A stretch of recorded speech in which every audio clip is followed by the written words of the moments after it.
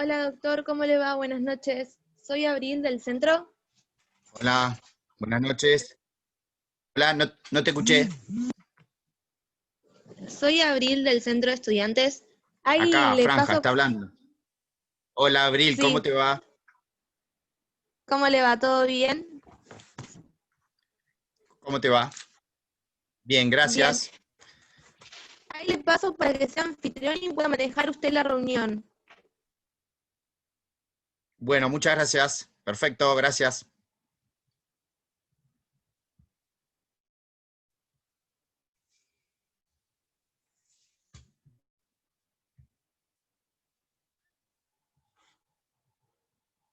Listo, doctor, ya está. Ahí está, te agradezco, Abril. Gracias. A usted, buenas noches. Bueno, vamos a esperar si les parece para... Hola a todos, a todas.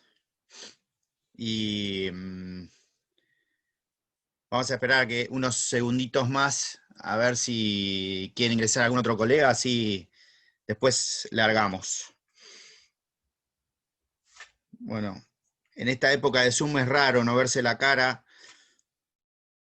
es más raro, es común ver pantallitas negras, pero cuando uno ve una cara por lo menos se siente acompañado. Es una cuestión psicológica de uno nada más, ¿no? Pero bueno, por lo menos sabe que hay alguien prestándole atención, que yo calculo que debe ser así en todos lados, pero cada uno tendrá sus motivos para estar con la... Y además, también es cierto que a esta altura uno ya está recontra cansado, por no decir podrido, de tener tanto Zoom en estos 6 meses que llevamos y, y algo más. Y hay otra gente que, bueno, está tirada ahí con la camiseta de River porque otra cosa no tiene para hacer por ahí. En vez de ser de Racing, es de River.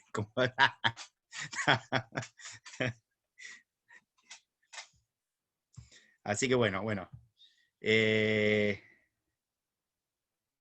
Ignacio Lazarte dice, soy como Dios, no me ve, pero en algún lado está. Bueno, sí.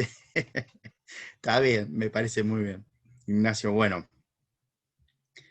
Hasta ahora no ha pretendido ingresar nadie más, así que si les parece, somos 19 y me preocupa que en el aula somos, de acuerdo a la cantidad de inscriptos, somos 35.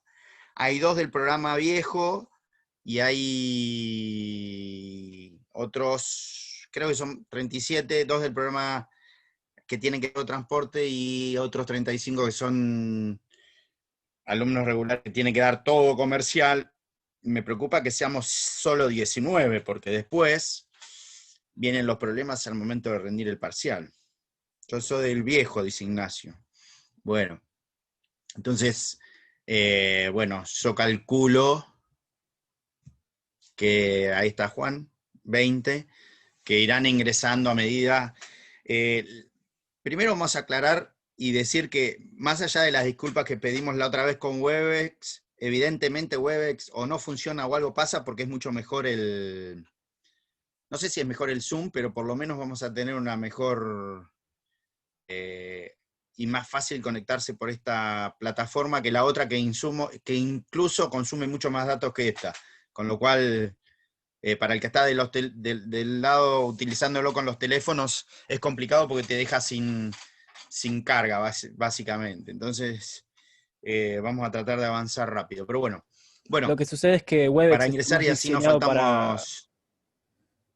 Perdón, No, lo que yo he notado es que Webex está un poco más Alberto. tirado a lo que es la comunicación entre más bien empresas, gente, o sea, corporaciones, o sea, grupos organizados de personas, y Sí, Zoom está más diseñado para el grueso, el común, que es una conferencia entre pares. Entonces, por eso es más sí, sencillo. este meeting es más, yo lo veo más ágil, qué sé yo. Nosotros en tribunales usamos el Teams, pero el Teams es 10 veces peor que esto y es mucho más complejo en algunas cuestiones, ¿no? Entonces sería imposible con el Teams hacer esto, pero bueno, no importa. Les decía, así arrancamos y no le faltamos el respeto a los colegas que estuvieron tempranos, que son casi todos ustedes, son ustedes. Anoche tendría que haber dado Sandrita, dio parte de agentes auxiliares del comercio, de antes de ahora, y empezó hablando algo con mandato, con y sin representación. Entonces, yo voy a tratar de explicar, Daniel Flores, representación. Yo sé que lo que voy a explicar hoy, por ahí Juan Siebenlis me va a matar, porque vamos a volver al cuadrito o la teoría del 1, 2, 3 para que nunca más en la vida se olviden lo que es la teoría de la representación y entiendan por qué el mandato es o no representativo, pero como una suerte de regla. Pero más allá de eso, y antes de abordar esa cuestión, quisiera mencionar algunas cuestiones referidas a la bolilla 1, en lo que hace a derecho constitucional comercial, la cláusula comercial durmiente, el artículo 75, inciso 13. Esto que estoy diciendo se los voy a escanear y se los voy a subir al grupo de WhatsApp, y en la medida que podamos también, de ahí mis disculpas originarias, es que tampoco está funcionando muy bien el campus virtual o el aula virtual de la Facultad de Derecho, con lo cual, en épocas de pandemia pareciera ser que no funciona todo, o mejor dicho, que sale a la luz lo que no funciona bien, pero bueno, que sería una afirmación bastante delicada para, ¿sí? Que sean castellanos, sí, quedate tranquilo. No se asusten con el inglés o el francés o el italiano, no pasa nada. Si pueden, lo leen, si no, les va a hacer bien a ustedes, no me va a hacer bien a mí, ni a los profesores. Es simplemente para que ustedes tengan una dimensión distinta de lo que es el derecho mercantil y entiendan que yo me juego la cabeza que ustedes a lo largo de estos, ustedes ya prácticamente van a ser colegas en 2 años, si Dios quiere. Entonces, en estos 4 años de facultad que llevan, seguro, o 3, que yo cursé por ahí comercial en el segundo año, tercero, pero debe ser tercer año, cuarto, y ustedes saben que en todos los ordenamientos jurídicos hay derecho, en todos los países hay derecho y ordenamiento. Entonces a mí me gustaría que ustedes tengan una visión más comparatista del derecho y no tan enfrascada de pensar que solamente el derecho es lo que aprendemos en la Universidad de Mar del Plata, ¿sí? Porque esto, el día de mañana, más allá de que ustedes van a ser colegas profesionales, la profesión, entendida como no solamente como algo para ganar plata, sino como su modo de sustento de vida, de estudio, y de que van a criar a su familia. Eso es la profesión. Ustedes van a ser profesionales gracias a la universidad pública, y eso significa que ustedes el día de mañana van a estar resolviendo y asesorando sobre el patrimonio, las relaciones, las libertades de las personas. Para lo cual es una profesión muy linda y muy delicada también en el ejercicio, si se lo toman en serio. Pero sepan que no todo se muere con el Código Civil y Comercial, ni con el Código Penal, ni con los códigos procesales, ni aeronáuticos. También existen otras cosas. Entonces, el día de mañana sepan que ustedes pueden vivir de esas otras cosas, y muchas de esas cosas les va a servir, o mejor dicho, va a ser herramienta fundamental los idiomas también, que a esta altura debería ser obligatorio que ustedes sepan, o por lo menos estudien 3 idiomas. Regionalmente el portugués, el inglés obviamente, y algún otro que ustedes quieran diversificar, más allá de que tienen la posibilidad y la suerte de saber uno de los idiomas más lindos y más frondosos que existen en el mundo, que es el castellano. Mejor dicho, español, porque a los españoles no les gusta decir castellano. Pero es muy difícil, cuando uno trata de explicar palabras que tenemos nosotros en otros idiomas, les resulta muy difícil. Entonces, bueno, el que va por ese camino bien, y si no, sepan que podrían llegar a ser diplomáticos también. Nunca se nos ha dicho esta cuestión en la facultad. Creo que deberíamos tener un poquito más de formación profesional y no solamente pensar que uno puede ser abogado penalista, civilista o comercialista o de familia, ¿no? Hay muchas otras ramas que son muy lindas y que lamentablemente no nos abren los ojos. Entonces, primer consejo del día, no doy consejos, pero ni siquiera a mis hijos, pero a sacarnos las anteojeras y a ser críticos, no con nosotros mismos, con el sistema que también nos enseña, porque si el sistema no nos enseña bien, también hay que ser crítico con el sistema. Porque después a la postre van a pagar ustedes con su responsabilidad las deficiencias del sistema. Y cuando digo deficiencias del sistema, estoy hablando de profesores malos. Que quizás podría ser el caso de hoy, el que esté en presencia de un profesor malo. Entonces, para arrancar, nosotros habíamos dicho que el derecho comercial había evolucionado, ahí tuvimos un contrapunto con Alberto, no me digas que se fue, no, estás como Albert ahora. Habíamos tenido un contrapunto respecto, no de discusión, sino de que se fue frondoseando la discusión, avanzando sobre qué significaba hoy en día la actividad comercial. Y vimos un pequeño raconto de lo que era el derecho mercantil o derecho comercial. Ahora, este derecho comercial no nació ayer, hay mucha historia detrás de eso. Yo no me voy a poner a hablar de las ordenanzas de Bilbao ni de las cuestiones, pero por ejemplo ayer si vieron dentro de lo que eran los auxiliares de comercio a los corredores, los corredores son una de las primeras profesiones que aparece regulada en la Francia de Luis XIV y de Luis XV. ¿Sí? Entonces, fíjense de dónde viene la regulación. El corredor era el famoso proxeneta griego, y a pesar de que hoy la palabra signifique otra cosa, aparece en ese punto como desde la historia económica el derecho mercantil regulado siempre. Yo se los menciono, simplemente no quiero caer y ahondar en la historia porque está muy bueno que lo lean y todo eso, pero no van a aprender derecho comercial. Si nosotros seguimos 10 clases clavadas con la historia, pero sepan que todo esto tiene origen y raigambre, el derecho mercantil generalmente con el derecho marítimo o el derecho de la navegación. Cuando ustedes vayan al antecedente histórico van a ver que va a aparecer los roles de Olerón, la compilación del Consolat de la Mar, y también van a aparecer la Tábola Amalfitana. Después va a aparecer también algo que se llama Gliordenamiento e Consuetudo di Trani. Son todas normas que eran normas referidas al derecho de la navegación. Ahora, eso fue evolucionando, y como va evolucionando en la historia económica, obviamente después aparecen las ordenanzas de Colbert, ¿sí? En Francia, y ahí aparecemos hasta la famosa, que yo les comenté, el Code de Commerce de 1807. Eso en breve reseña. Ahora, nosotros también tenemos una constitución, y si nosotros vamos a nuestra constitución originaria, ¿sí? Que es la de 1853-1860, que yo ya lo expliqué la semana pasada.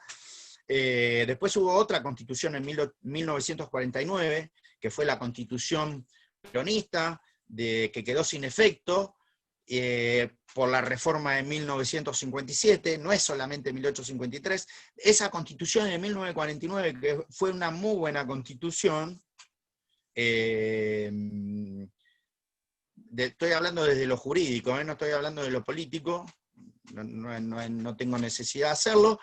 Y ahí fíjense cómo aparece como una de las materias dadas, el derecho aeronáutico, aparece regulado en la Constitución de 1949, diría Arturo Sampay.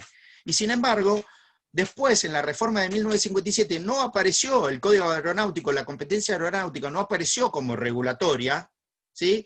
Pero quedó como tácitamente incorporada a la justicia federal por la Constitución de 1949. Y después, obviamente, no voy a expedirme sobre algo que ustedes ya habían nacido, que es la Constitución reformada de 1994. Con lo cual, nuestra Constitución vigente es la de 1994, más allá que la base sea la Constitución de 1853-1860, que es básicamente, toma como antecedente inmediato la Constitución de Estados Unidos de 1776. ¿Sí?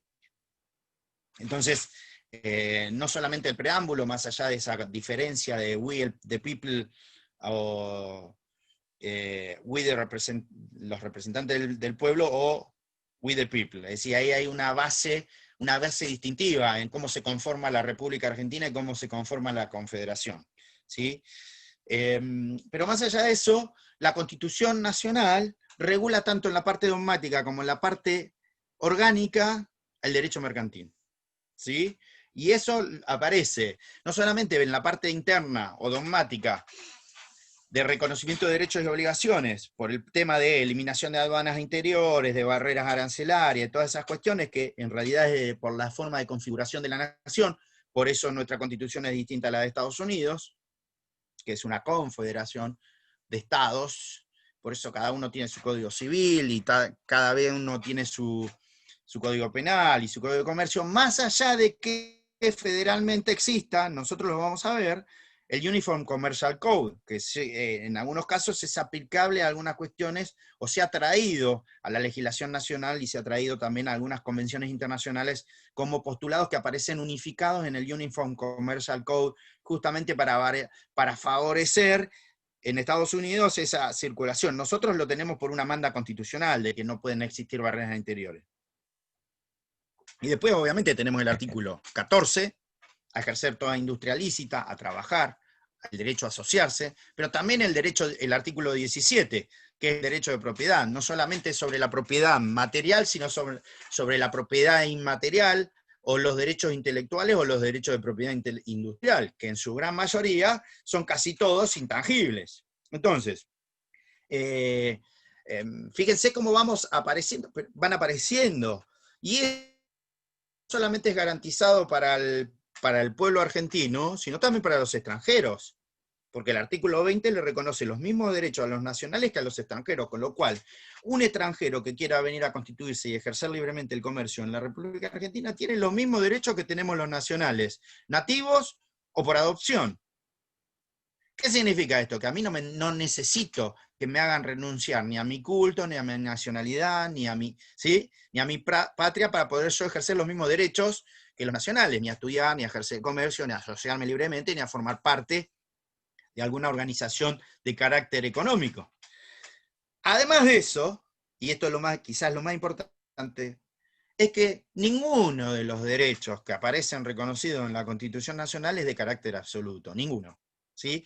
¿Y por qué? Porque lo dice el artículo 28. El 28 dice que todos los derechos son relativos y se ejercen en virtud de las leyes que reglamentan su ejercicio. Por eso, ¿sí?, siempre aparece, no hay absolutez en el ejercicio del derecho, lo que no significa tener derechos adquiridos con relación a situaciones jurídicas pasadas. ¿Se entiende? Una cosa es el ejercicio absoluto del derecho que no existe. Ahora, ¿por qué? Porque no hay ningún derecho que sea absoluto, porque la Constitución misma le pone los límites, ni siquiera el de consumo. Y más allá de esa cuestión, en la parte dogmática, esto se traslada también a la parte de la soberanía popular que aparece en el 31, cuando hablábamos sobre los pactos preexistentes a la nación, porque nuestra Constitución reconoce que la provincia de Buenos Aires, preexistente a la nación, tiene instituciones, ¿sí?, que son preexistentes a la nación argentina misma. Entonces tiene que reconocerles el derecho, por ejemplo, el del Banco de la Provincia de Buenos Aires, que fue creado en 1826 durante el gobierno o el mandato de Rivadavia, y no solo que era la antigua Casa de la Moneda. Pero más allá de esa cuestión, la parte orgánica también se encarga, ¿sí?, de reglamentar aquellas funciones que le corresponden al gobierno central. Y como ustedes saben, nuestro principio de soberanía y de gobierno o de república representativa federal es que nuestro gobierno central administra por excepción, porque toda la soberanía radica en las provincias autónomas que le delegaron el poder. ¿Se entiende? Con lo cual, todo lo residual que no fue delegado siempre sigue siendo autonomía originaria de las provincias. ¿Está claro? Y a esto me introduce directamente en lo que es la cláusula de comercio, de Commerce Clause, que en realidad es una cláusula comercial que está en el artículo 75, inciso 13 de la Constitución Nacional, y que dice que le corresponde. ¿A qué poder les parece que le corresponde? ¿A qué funciones? A mí me gusta hablar de poderes más que funciones, pero ¿a qué función le corresponde, como del gobierno le corresponde reglamentar? A la legislativa. ¿Sí? La función administrativa no puede reglamentar y el Poder Judicial tampoco puede reglamentar, no tiene facultades constitucionales para hacerlo. El único que tiene, como dice Echeverría, el único que tiene facultades constitucionales para reglamentarlo es el Congreso, que nosotros adoptamos una forma bicameral, ¿sí? Es decir, tiene que sortear el test de bicameralidad cada ley que sale, además después de la promulgación del Ejecutivo y el veto. Pero más allá de esa cuestión, y de los frenos y contrapesos propios que tenga cada república, por el artículo 75, inciso 13, corresponde al Congreso regular sobre el Congreso. ¿sí? Sobre el comercio con naciones extranjeras y al comercio interjurisdiccional o entre las provincias. ¿Qué significa esto? Esta es la cláusula comercial, que todo lo que sea relativo a la cláusula comercial corresponde, es una facultad delegada de las provincias al Congreso. Ahora aparece en el programa algo que se denomina cláusula durmiente. No se preocupen de esto, yo les voy a subir el escañado, un artículo muy bueno que sigue vigente porque no importa que se haya modificado el Código Civil Comercial, porque esta es una cuestión constitucional que hasta ahora, gracias a Dios, no se ha modificado. Tampoco podemos andar reformando la Constitución constantemente, ¿no? Pero bueno, muchas veces antes que reformarla habría que leerla para ver qué dice. Sería mucho más práctico y más útil. Pero más allá de esa cuestión, en el 75, inciso 13, habla de la cláusula de comercio interjurisdiccional. Y acá se generó algo que en la doctrina hay precedentes que nuestra Corte Suprema ha tomado de la Corte Suprema de Estados Unidos. De hecho, la cláusula comercial en la Constitución de Estados Unidos, que es muy cortita la Constitución de Estados Unidos. La nuestra no es tan cortita, pero toma los precedentes jurisprudenciales de la Corte Suprema de Estados Unidos, y acá, más allá de que ha habido varias cuestiones, lo más complejo de entender es lo que se denomina la cláusula durmiente, ¿sí? ¿Qué pasa con la cláusula de comercio interjurisdiccional? La pregunta es, ¿hasta qué punto el comercio puede estar regulado por los poderes gubernamentales locales? Me refiero a las provincias y a las municipalidades o municipios, que también son autónomos por la cláusula constitucional del 129, ¿sí? También debería la cláusula de autonomía provincial.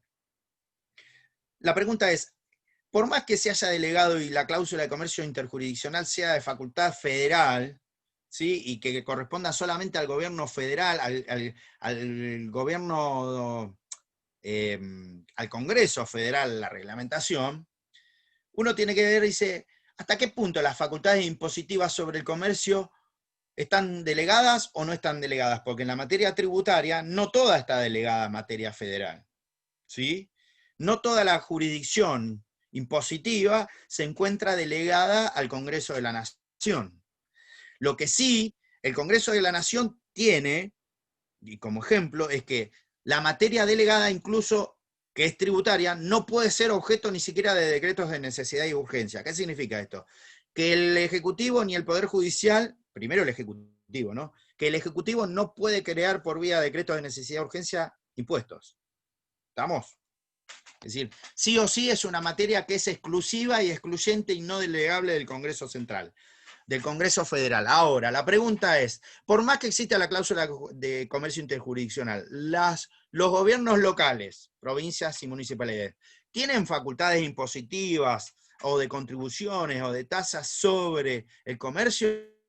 Depende, y ahí existe una gran discusión y es lo que se denomina la cláusula comercial durmiente. ¿Qué es qué? Es el último criterio de la Corte.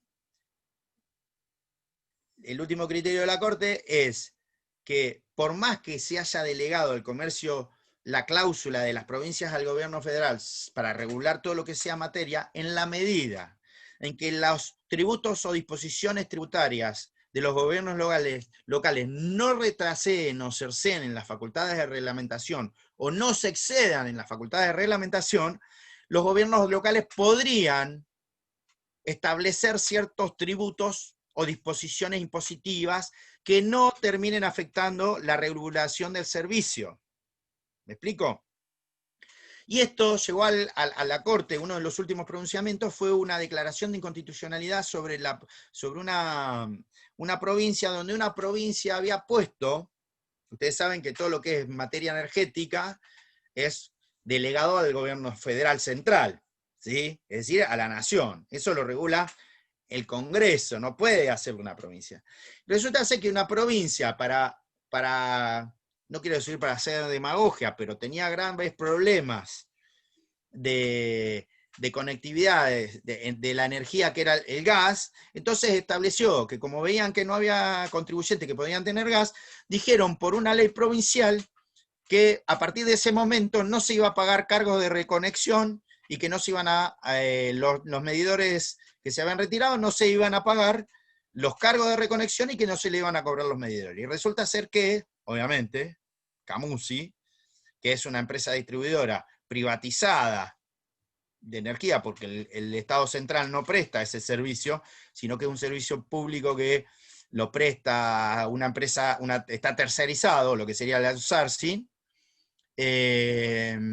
se presenta solicitando la declaración de inconstitucionalidad de la norma por vulnerar justamente que la cláusula de interjurisdiccionalidad dice, ojo, usted tiene facultades tributarias locales en la medida en que la circulación de la energía se haga sobre su territorio y usted pueda cobrar. De hecho, todo lo que estamos acá, si pagamos la luz, y si pagamos el gas, y si pagamos el agua, van a ver que hay volcados miles de impuestos en la factura privada.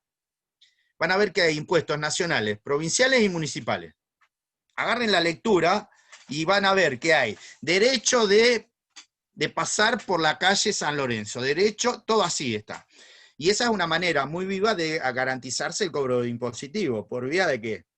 Del cobro de la factura, por el cobro de la factura del servicio necesario. Entonces, fíjense cómo de esa manera se tercerizó el cobro. En realidad lo que se dispuso es que la empresa prestataria de servicios sea agente de retención de los impuestos nacionales, municipales y provinciales, ¿sí? Entonces, ¿qué terminó resolviendo la Corte en esta cláusula durmiente? Es que en la medida que no se afecte la interjurisdiccionalidad o materia delegada, usted puede establecer disposiciones tributarias. Por ejemplo, en la terminal de ómnibus hay una tasa municipal por derecho de estacionamiento de los ómnibus. ¿Sí? Las empresas de ómnibus tienen que pagar esa tasa municipal, porque la estación está ubicada en el departamento, en el municipio de General Porredón.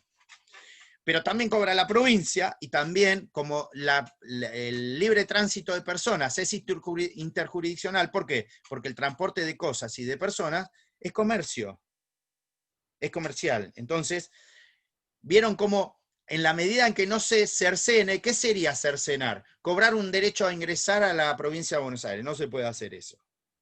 ¿Sí? Ese tributo que quisiera cobrar la provincia de Buenos Aires sería inconstitucional, porque vulnera la cláusula comercial y además vulnera el de las aduanas interiores. No se puede cobrar por ingresar a la provincia de Buenos Aires ni a ninguna provincia de la República Argentina. Lo que sí se pueden cobrar son tasas. Entonces, les voy a dejar establecido qué es esto de la cláusula de comercio, que es una materia federal, pero que hay una cláusula durmiente. ¿Sí? ¿Quiere preguntar algo? Pregunte.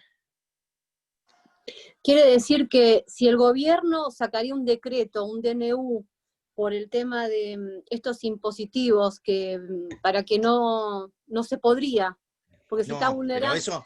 Pero eso no lo puede, el gobierno central no puede sacar DNU impositivos porque se lo prohíbe la Constitución, ¿eh? Hay 4 materias que no están delegadas. La materia penal, ¿sí?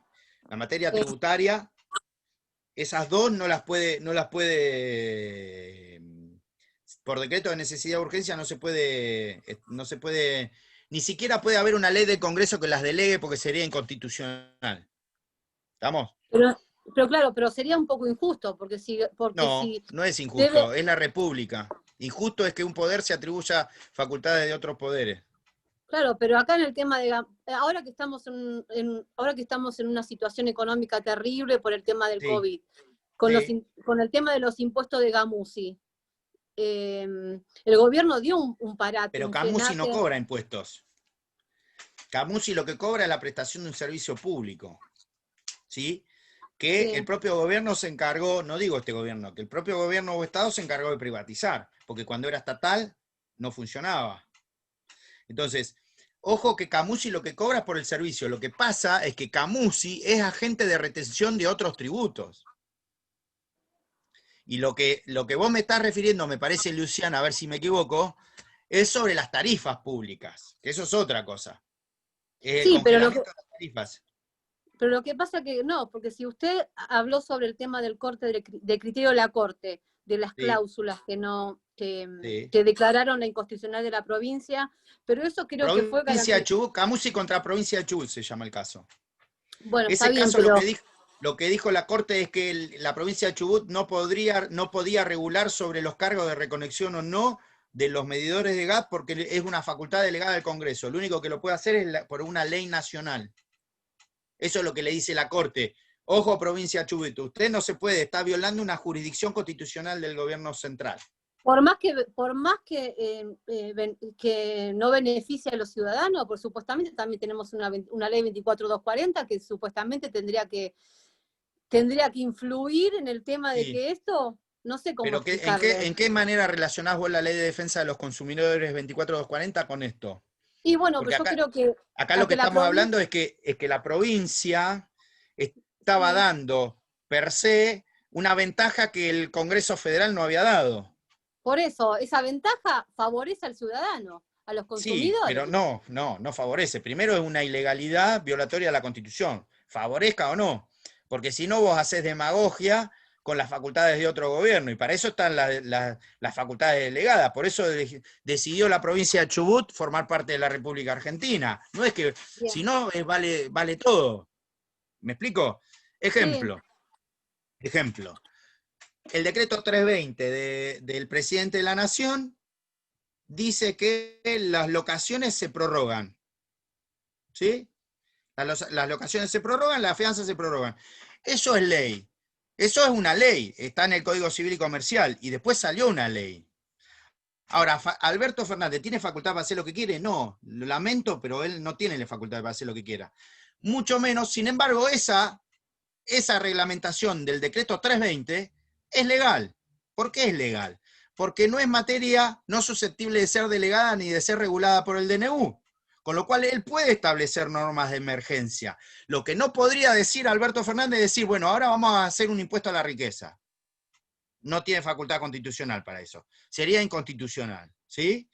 ¿Puede hacerlo? Obviamente, cada uno puede hacer lo que quiere. Ahora, después, ¿qué va a pasar? La Corte se lo va a declarar inconstitucional. No la Corte, cualquier juez.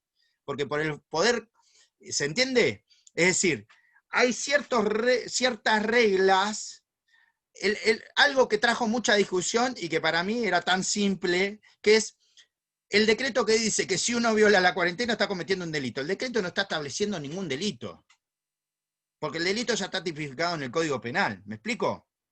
Entonces, distinto es si se hubiese creado el delito de incentivar la pandemia. ¿Me explico? Donde creo la acción típica, antijurídica, culpable. Entonces ahí sí, pero el delito ya está creado. Entonces, el decreto lo que hace, dice, ojo, que si usted se encuentra en esta situación, yo lo tengo que sancionar, lo tengo que mandar a investigar porque prima facie está cometiendo un delito. ¿Me explico? Entonces, ahí se ve marcado, justamente es una materia no delegada, él no podría decir cómo se constituye el tipo penal. Lo que no significa que la reglamentación no, que si uno cumple, no cometa el delito. ¿Va a ser Alberto el que diga que cometemos el delito? No, Alberto, lo lamento, te hubiese concursado para ser juez, va a tener que ser juez para decirlo. Pero no significa que él esté reglamentando. Distinta es la situación que hizo la provincia de Chubut, porque la provincia de Chubut se metió con una facultad legal que no era de él, que había delegado. El típico ejemplo se los voy a demostrar con algo. Si vieron Martilleros, ustedes vieron Martilleros y Corredores con Sandrita, ¿no? Entonces, Sandrita les debe haber dicho que los requisitos para ser martillero o corredor público no los pueden establecer las provincias. Lo establece el Código Civil y Comercial. ¿Por qué?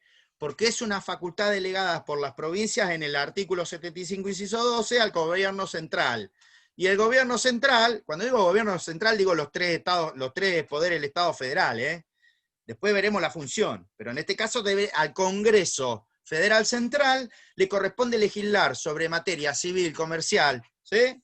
Y en especial una ley de bancarrotas, dice el 75, inciso 12. ¿Qué significa? Que para ser martillero, yo tengo que cumplir lo que me diga ¿quién? El Estado Federal.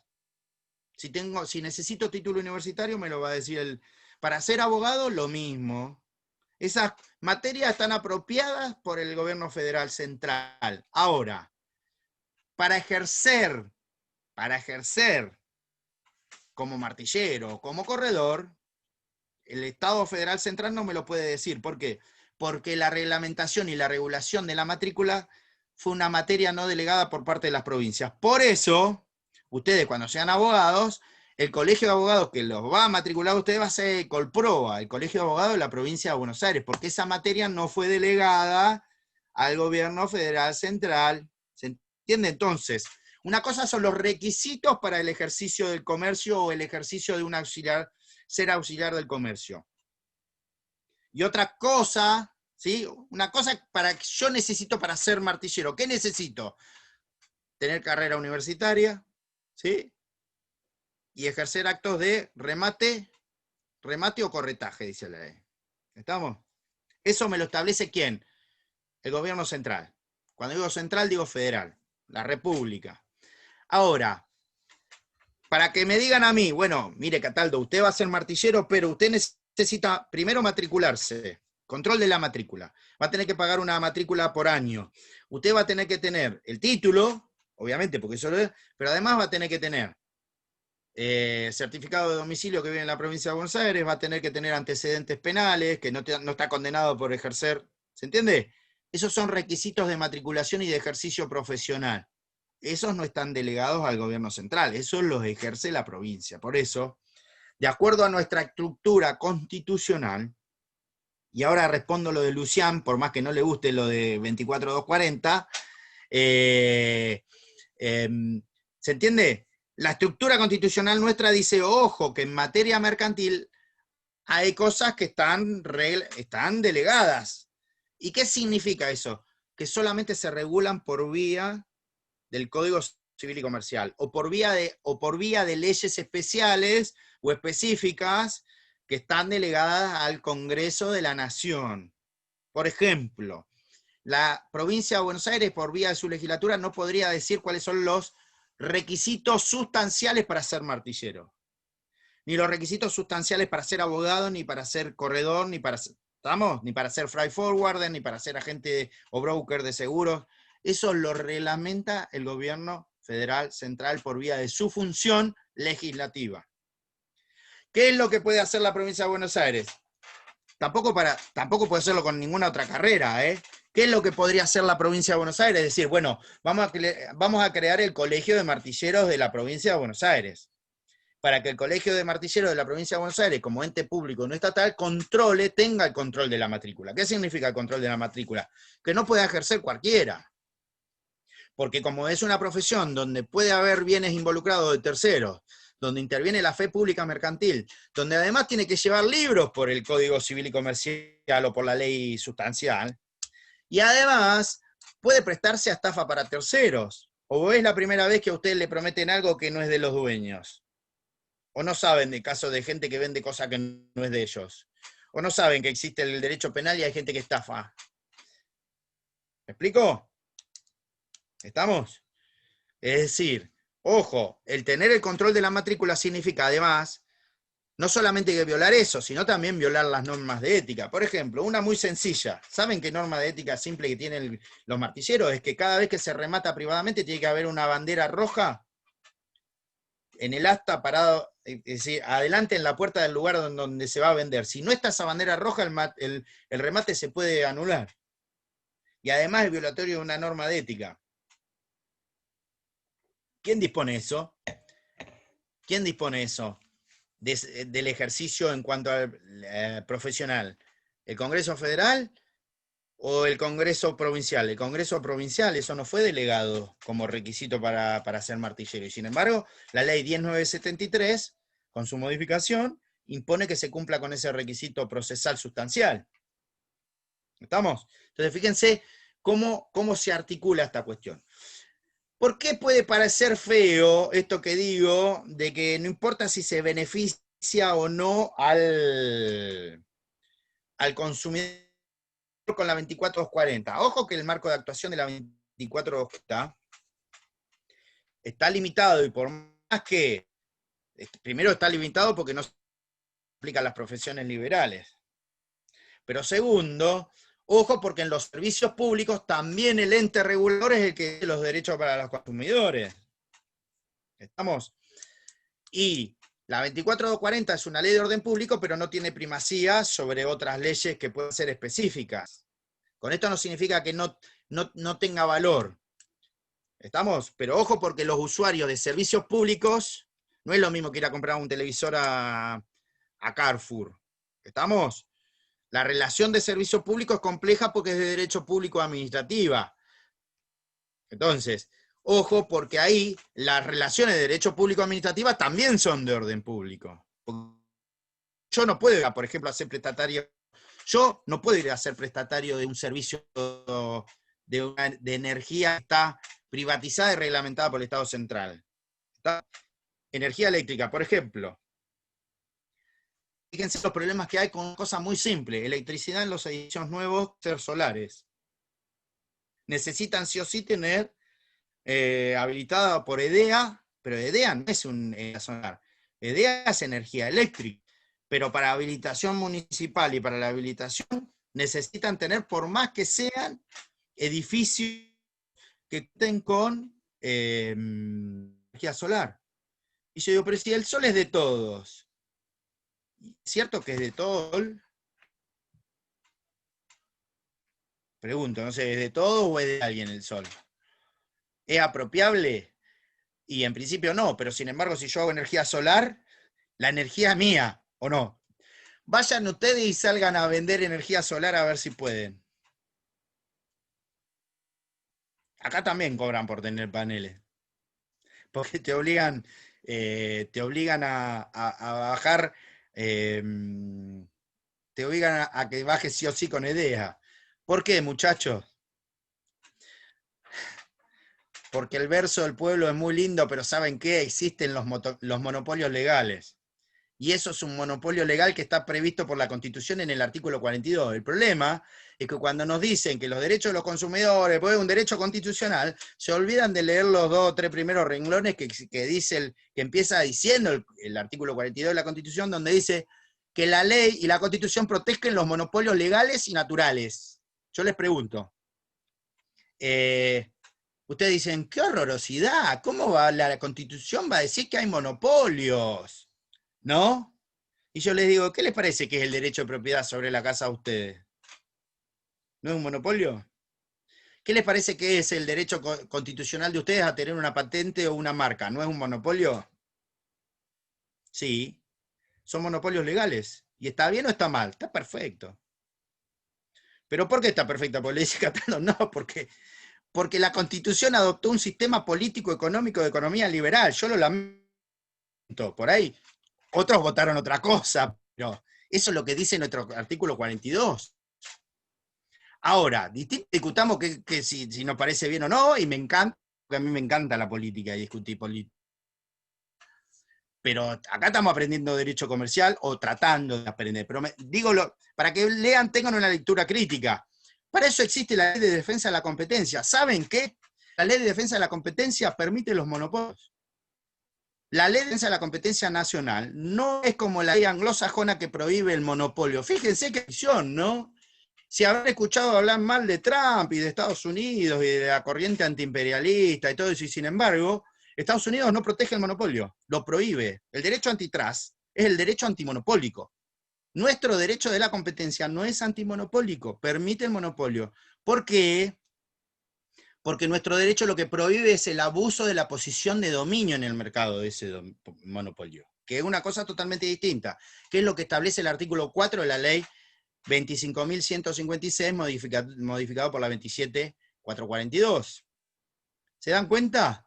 Que no todo es como parece, como la película esa, no todo es lo que se ve. El derecho, eso es lo que tiene de lindo. ¿Por qué? Insisto de nuevo, porque nuestro abolengo es que nosotros tenemos un sistema de defensa de la competencia mixto. ¿Qué hacemos nosotros, que somos los cráneos del mundo mundial, los argentinos? Así no va. Tenemos un sistema que es continental europeo, porque es el sistema de conductas anticompetitivas del derecho de la competencia europeo, nacido en 1955 con el Tratado de Acero del Carbón, como cuando nació la Comunidad Económica. Pero ¿con qué criterio se analizan esas conductas anticompetitivas? Con de la regla de la razón o el the rule of reason. Si ya le digo the rule of reason, ustedes ya saben que estamos hablando de derecho anglosajón. Todo derecho anglosajón tiene derecho antitrust. No es es derecho antimonopólico, y se guía por una regla que es el derecho de la regla de la razón. Con lo cual nosotros tenemos para la interpretación el derecho de la regla de la razón antimonopólica, pero con el sistema de conductas anticompetitivas euro.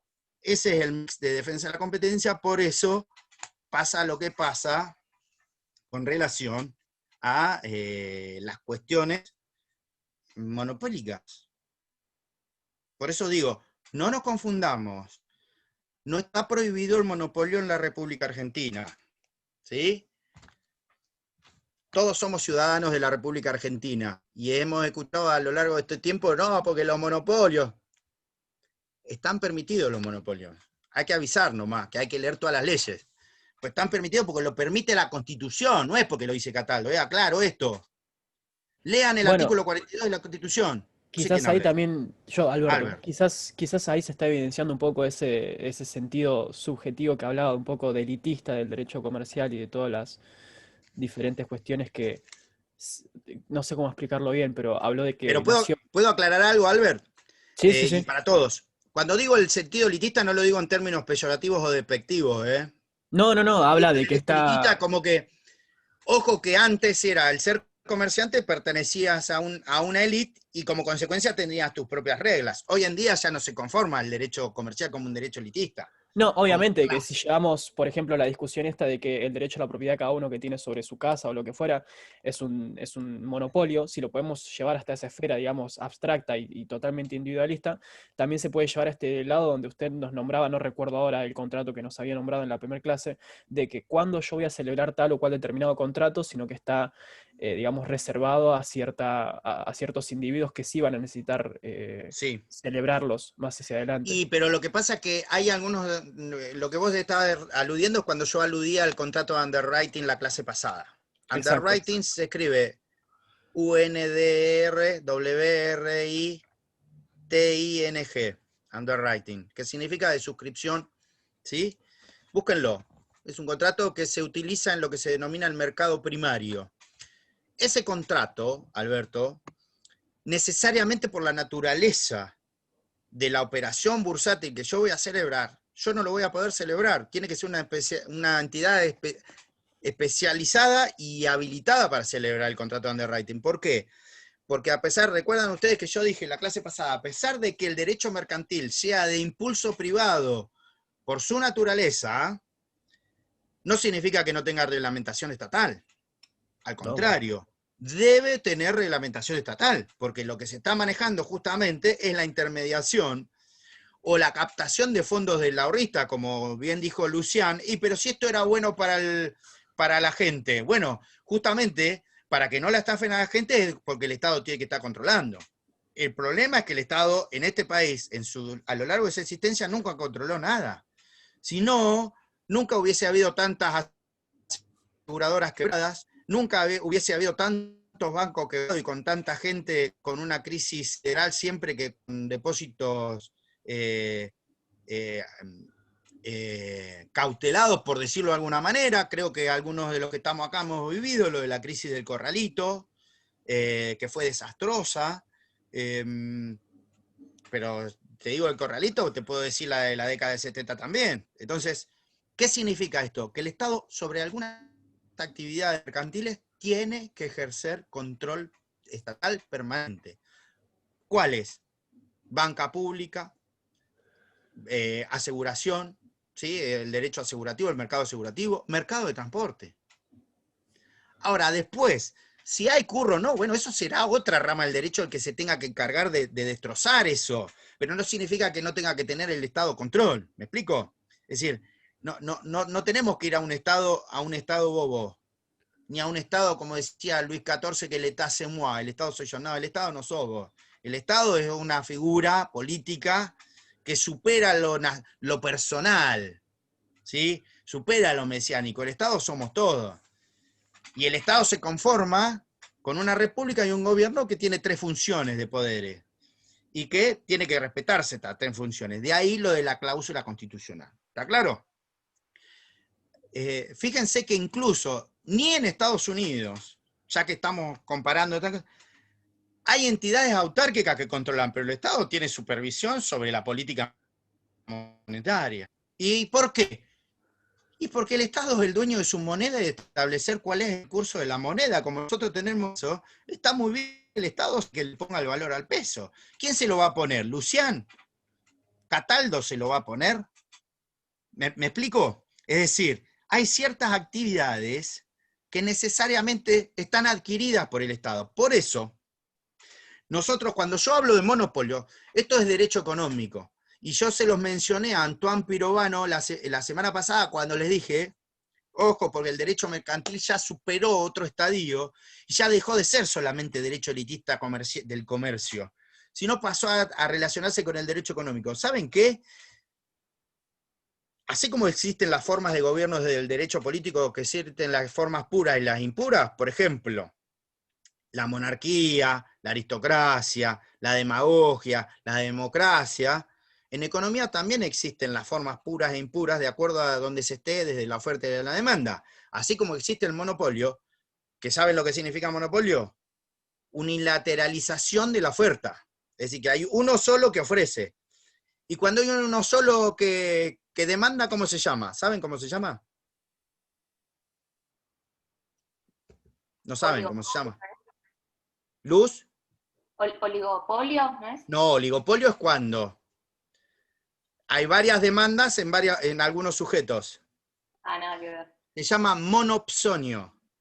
¿Sí? El monopsonio es el monopolio de la demanda, por decirlo de alguna manera. ¿Sí? El oligopolio es el monopolio de varios de la oferta. Y así sucesivamente. Entonces, yo les pregunto a ustedes, ¿usted les parece que puede haber actividades que sean monopsónicas per se? ¿Que haya un solo sujeto que me pueda comprar? Sí, claro. ¿Cuáles? Las armas de guerra. La industria metalmecánica pesada de guerra. ¿Se entiende? Sí, pero hay un... La obra pública es un contrato administrativo y no es un monopolio. ¿Por qué? Porque se terceriza las artes. Por eso existe lo que se conoce en el contrato de outsourcing o tercerización. Pero me van siguiendo la idea. ¿A quién se le ocurre comprar un tanque? Doña Mariana, ¿se le ocurrió comprar un tanque a usted? ¿Quisiera comprar un tanque de guerra para ir a hacer las compras? ¿Lucián? ¿Te imaginás? Sería divino, pero no se puede. Yo los choco a todos, porque los hombres no respetan a las mujeres manejando. Tiene razón. Las mujeres conducen mucho mejor que los hombres. Eso es cierto, sí, es una verdad revelada esa. Mucho mejor. Los mato a todos. No, bueno, tampoco caigamos en la... Valeria Barbosa levantó la mano, dice acá. A ver. Valeria. Hola, profe. Buenas noches. Hola. Respecto a esta cuestión, por ejemplo, ya que tocó el tema de las armas de guerra, sí, que también entrarían las armas nucleares y demás, exacto. ¿se considera, digamos, que sería de este tipo, aun cuando todos los países tienen capacidad, si bien no todos tienen la misma, por cuestiones monetarias y por cuestiones políticas, por cuestiones de política internacional, no todos tienen la misma? No, obvio, pero también tampoco tienen todos el mismo presupuesto ni tampoco el mismo desarrollo. Claramente Argentina no se desarrolla de la misma manera que Estados Unidos o China, pero entra en esa categoría. Sí, pero ojo porque pero Valeria, ojo porque muchas veces no nos podemos desarrollar porque por haber infringido el derecho internacional por hacer una guerra, tenemos limitación armamentística. Sí, también adherimos al Estatuto de Roma, etcétera, Exactamente. Etcétera. Yo lo entiendo, pero... Por eso venía la pregunta, digamos. No, pero el monopsonio siempre va a ser. Vos fíjate que, por ejemplo, las armas no están dentro del comercio. De hecho, las armas de guerra no debería, por eso existe el tráfico ilegal de armas. Ahora, incluso los estados pueden cometer el tráfico ilegal de armas. Ahora, ¿existe el comercio ilegal? Sí, recontra existe el comercio ilegal. ¿Y por qué? Bueno, porque hay una finalidad política internacional detrás de los propios estados que producen esas armas para establecer, sí, hay que preguntarle a Carlito, pero supongamos no hagamos política nacional, que destrozó Río Cuarto, por ejemplo, y están condenados por tráfico de armas a Ecuador. Ahí Natalia me hace señas, no sé, que hace 3. Pero, Río Tercero, no Río Cuarto. Río Tercero, perdón, Río Tercero. Donde estaba... Ah, pero vos sos cordobesa, por eso me ganaste, ¿o no? Se te notó, te delataste, el micrófono te delató. Y que en realidad explotó porque fue un camuflaje para no decir que se habían robado todas las armas y todo el armamento beligerante. Pero supongamos, lo que pasó con las Torres Gemelas fue que Estados Unidos, el propio Estados Unidos armó a los grupos talibanes cuando invadieron en Afganistán, ¿sí? Invadieron a Afganistán y van vendiéndole armas de guerra a los distintos sectores porque hay una política. Pasó la Guerra Fría, acá me dice contra Rusia, pasó la Guerra Fría y pasa todas estas cosas. Entonces, bueno, pero eso ya no es derecho comercial, estamos hablando de monopsonio, eso es política internacional. ¿Estamos? Entonces, fíjense que nosotros nos vamos a encargar de analizar eso, y esa cuestión de que el monopsonio está solamente circunscrito a un solo sujeto. Yo les digo a ustedes, no necesitamos irnos a un tanque de guerra, chalecos antibalas. ¿Les parece que podría ser una cuestión monopsónica? Y sí, solamente para la fuerza de seguridad, salvo que tengamos una pyme, que seamos todos delincuentes y salgamos a comprar chaleco antibalas para salir a robar. Y no correspondería a eso, ¿se entiende? Entonces, ahí aparece el monopsonio. Dicho esto, así sigo avanzando porque todavía no llega a lo que quería decirles. El derecho mercantil es una materia que básicamente tiene 4 métodos de estudio de abordaje. Y básicamente el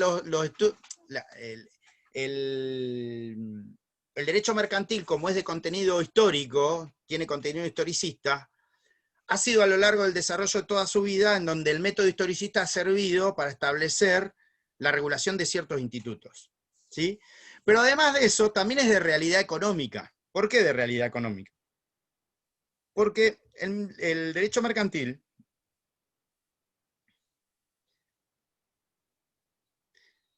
Juan Sibelín, el papá de un amigo compró un tanque de guerra sin armas de exploración. Bueno, genial. Debe haber algún rezago, ventas de rezago también hay. Entonces la cláusula durmiente es concesión implícita del Congreso y prohíbe a las leyes esta fele. ¿Qué sería eso, Lucián? No entendí. A ver, te fuiste y no entendí ahí. La cláusula comercial significa que es materia delegada a todo lo que sea reglamentación del comercio al Congreso Federal, que duerme debajo de ella siempre una facultad autónoma no delegada de las provincias para materia impositiva en la medida en que no se distorsione el ejercicio de la reglamentación del comercio. Donde supera ese límite, que obviamente va a ser jurisdiccional siempre, el que lo establezca, se va a establecer su inconstitucionalidad. Entonces, decíamos que, y comentándole a Juan Sibelius, por ejemplo, cuando Hitler invade Francia, lo primero que hace es ir a comprar el vagón de tren donde hicieron firmar a Alemania en la Primera Guerra Mundial la rendición y el Tratado de Versalles, ¿sí? ¿Y qué hizo hacer ahí? Le hizo firmar a Francia la rendición y después lo quemó. Entonces, siempre se pueden comprar rezagos de guerra. Pero por otra, evidentemente hay finalidades muy oscuras en esa rama del derecho, que es el derecho bélico, ¿no? También. Decíamos que arrancamos con un análisis historicista. Después del análisis historicista tenemos un análisis económico también como metodología. Porque hay algunos institutos que nacen desde el propio ejercicio del comercio. Entonces, entre los dos, se va generando la norma mercantil. Y cuando aparece la norma mercantil, ahí ya tenemos otro método de estudio del derecho mercantil, que es el método exegético. ¿Sí? ¿Por qué? ¿Qué significa la exégesis de la norma? Esto como consecuencia del derecho positivo. Que nosotros nos convertimos en intérpretes, ¿sí?, de lo que dice la norma. Por ejemplo, cuando el artículo 1 del Código de Comercio derogado, y que hoy ya no existe más, para tranquilidad de Alberto, tranquilo, porque ya no existe más la definición de comerciante, el artículo 1 decía: la ley considera comerciante a todo aquel que, teniendo capacidad legal para contratar, esto también espero que lo manejen de contratos, no es lo mismo tener capacidad legal que tener capacidad legal para contratar. no tengo que hacer esta aclaración, ¿no? No es lo mismo. ¿Por qué? Porque puede haber personas capaces que tengan incapacidad para contratar. ¿Sí? Estamos, por ejemplo, yo no puedo ejercer el comercio. Ustedes pueden ejercer comercio. Yo no puedo. Que soy juez, no puedo ejercer comercio. Lo tengo prohibido. Entonces, soy capaz, bueno, más allá de las dudas que pueda recibir ustedes o respecto a si soy capaz o incapaz desde lo personal, desde lo jurídico tengo más de 18 años. Y se nota. Ahora, desde lo contractual no puedo celebrar determinados contratos. ¿Qué contrato no puedo celebrar? Primero, no puedo ejercer el comercio. Segundo, no puedo comprar bienes que estén en venta en los expedientes que tramitan antes, cuando era juez de primera instancia, en el juzgado de primera instancia, ahora que soy camarista, en el juzgado en la Cámara. Tampoco puedo adquirir por cesión. ¿Se dan cuenta? Entonces, cuando antes decía la ley, quien teniendo capacidad legal para contratar, ejerce por cuenta propia, y ahí nos estamos metiendo en el cuenta propia ese, en algo que vieron ayer con Sandrita, que es la representación o no, y ahí le vuelvo a pedir de nuevo a Juan Siebenlis, ahora disculpas, cuando le voy a reiterar lo que era la teoría del 1, 2, 3. Es más, lo invito a Juan a que entre los dos expliquemos la teoría del 1, 2, 3 de la representación, si se la acuerda de contratos, para que ustedes descubran, y creo que es una buena regla, para que descubran cuándo están en presencia de un mandato representativo o no. ¿Y por qué digo esto? Por lo de cuenta, porque la idea de cuenta deja ver la operación de terceros, la existencia de operación de terceros. Y en el derecho mercantil hay muchas veces en que uno realiza operaciones para terceros, pero más allá de esa cuestión, también uno hay veces que contrata y realiza una rendición de cuentas propia entre las partes, sin necesidad de que haya terceros. Entonces esa idea dejaba ver de que los actos de cuenta propia tenía que ser comerciante, haciendo de ellos su profesión habitual. Hay tratado escrito sobre lo que significa la profesionalidad comerciante o mercantil y lo que significa la habitualidad, que Dios, gracias a Dios, hoy ya no existe más. ¿Por qué? Porque hoy es actividad económica. Fíjense qué concepto económico. Fíjense que este concepto surge, a pesar de que a usted le parezca mentira, de la ley, muchas veces surge de la ley tributaria, la 11.683, cuando habla en uno de sus artículos sobre el principio de realidad económica. ¿Sí? Por el principio de realidad económica a uno le cobran impuestos. ¿A quién, dice ustedes? A las sucesiones indivisas, por ejemplo. Las sucesiones que aún no están, que están en estado de indivisión poscomunitaria, como dice la ley, estado de indivisión poscomunitaria hereditaria, que no se adjudicaron los bienes a los herederos, la sucesión tributa. ¿Sí? Porque los herederos se hacen luego para que no es el patrimonio pagar impuestos ellos, pero por el principio de realidad económica las sucesiones deberían tributar. ¿Se dan cuenta? Entonces, ese método, antes uno interpretaba exegéticamente ese artículo, hoy ya no lo interpreta porque no existe más, pero el método sigue existiendo, el método exégeta. ¿Sí? De hecho, un tratado exegético de derecho concursal, de 5 tomos, escrito por Pablo Heredia, juez de Cámara de Comercio. Entonces, ¿qué significa el método exegético?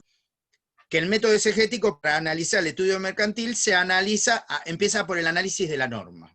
¿Sí? Pero también está el análisis sistémico. ¿Sí? ¿Por qué el sistémico o integrador? Porque el sistémico dice, ojo, porque no todas las materias que están reglamentadas en el derecho o en el comercio están reglamentadas. Es decir, no todo en el derecho mercantil está reglamentado. Entonces yo quizás tengo que hacer muchas veces operaciones de abstracción para interpretar o darle el verdadero alcance y sentido a determinada institución mercantil. Entonces ahí aparece lo que sería un método de integración, ¿sí? el sistemático. El ordenamiento jurídico es todo un sistema, no solamente la norma. Es la norma, es la conducta, los usos y costumbres, las leyes mercatorias. Y hay veces que voy a tener que utilizar herramientas que me sirve o me da el derecho común, como la analogía, para interpretar determinados contratos mercantiles. ¿Estamos? Ahora, por último, también aparece, esto que estoy diciendo aparece mencionado, si lo quieren estudiar, en Derecho Comercial Argentino, Rodolfo Fontana Rosa, un librito verde de Editorial Zavalía, que es muy gauchito, ¿sí? Pero también aparece el método estructuralista, porque el derecho son estructuras. Y de hecho, el derecho es una ciencia formal, ¿sí? No dura. ¿Por qué no dura? Porque es social. Al ser social significa que todo lo que sea relativo al análisis y estudio de la conducta humana nunca podría ser una ciencia dura. Porque, a ver, el ser humano es falible, gracias a Dios, ¿no? Es falible y genera esto, genera de que es un ser gregario, que genera la posibilidad de siempre aglutinarse o tratar de agruparse. Entonces, la estructura social también es análisis de estudio. El método estructural es un análisis de estudio, y obviamente el derecho comercial también se somete a las estructuras. Hay un libro muy bueno que se llama, de Thomas Kuhn, La estructura de las revoluciones científicas, y el derecho es un cambio paradigmático constante. De hecho, yo les propongo que analicemos conjuntamente algunos institutos del derecho mercantil y del derecho común, como por ejemplo el orden público. El orden público ¿es pétreo, es firme, es siempre el mismo o cambia? No, cambia. ¿Por qué cambia? Tengo un ejemplo que es prácticamente irrefutable siempre. Hasta hace 20 años atrás, era impensado que nosotros... Era impensado. Voy a comenzar cronológicamente con el año 85. En el año 85, la Corte de Alfonsín debatía sobre si era admisible o no el divorcio, en Cejián con Cejián. Lo deben haber visto cuando fueron a estudiar derechos humanos. ¿Sí? Con las problemáticas de siempre. No, porque el matrimonio, que papá. Lo cierto es que la Corte dijo que el divorcio era válido, salió la ley de divorcio vincular, 23.515. ¿Estamos? ¿Ahí cambió el orden público o no cambió el orden público? Pero ahí había una concepción de que matrimonio era simplemente un acto jurídico celebrado entre dos personas de distinto sexo. Nadie se ponía a debatir ahí si dos personas del mismo sexo se podían casar. 30 años después, gracias a Dios, las personas del mismo sexo se pueden casar. Pregunto, ¿cambió el orden público o no? Lo que antes era un acto nulo, de nulidad absoluta, para algunos la doctrina francesa inexistente, pues decir, no puede existir. ¿Cómo se va a ver un matrimonio de dos hombres, de dos mujeres, o de lo que quieran ser del colectivo LGTB? Hoy es un derecho adquirido. Hoy nuestro orden público dice que eso es una figura legal y que eso tiene mismos efectos, ¿sí? Que el matrimonio, ¿qué pasó ahí? ¿Cambió el orden público o no? Abran los micrófonos y debatamos a ver qué piensan. ¿Cambió el orden público o no? Para mí sí. No sé qué piensan ustedes. Yo lo vi en familia eso, lo debatimos ¿Sí o no? en familia. No cambió el orden público. Bien. ¿Y no cambió? No, para mí el orden público no tiene nada que ver con eso. ¿Y con qué tiene que ver? Tiene que ver con el tema de la... ¿Por qué antes era nulo y ahora no? ¿Por qué antes era nulo o ahora no? Por el tema del desarrollo, creo que, no sé, lo que fuimos avanzando en materias de un montón de otros temas. No sé cómo explicarles, pero no tiene que ver con eso. Bueno, pero ¿cuál sería que no tendría que ver con eso? Porque a mí, yo te fundamento porque me parece que es de orden público. A mí me parece que una norma de orden público, primero, porque no puede ser vulnerada ni segregada por ningún sujeto ni ninguna institución que quiera aplicar o seguir manteniendo las reglas anteriores. Segundo, porque el acto se transformó, como desde la teoría del acto jurídico, el matrimonio es un acto jurídico. ¿Sí? Y ahora lo que permitió al modificarse esa norma, que para mí, ¿por qué digo que es de orden público? Porque esa norma vino para quedarse. No puede haber retrogradación, porque las normas de orden público lo que tiene que haber es un avance progresivo y programático a las normas de derechos humanos. ¿Se entiende? ¿Por qué? Porque tienen que tender a no ser discriminatorias. Eso es lo que pienso yo, no compartirlo. ¿Sí? Ahora, ¿Por qué digo que vino para quedarse? ¿Podría ser válida una ley que modifique eso y vuelva a decir que el matrimonio tiene que ser entre un hombre y una mujer? Pregunta. Sí, tal cual. ¿Podría En mi opinión, hacerlo? no. ¿Actos internacionales? En mi opinión, no. ¿Quién dijo en tu opinión no? Bueno, Guillermo, Guillermo. bien. En opinión de Guillermo, no. Por el principio de progresividad. Pero lo que yo estoy diciendo es objeto de debate, ¿se entiende? ¿Y por qué lo digo? En tu opinión, pero entonces, en tu opinión no podría, ¿qué? No podría... Guillermo, aclara esa cuestión, a ver.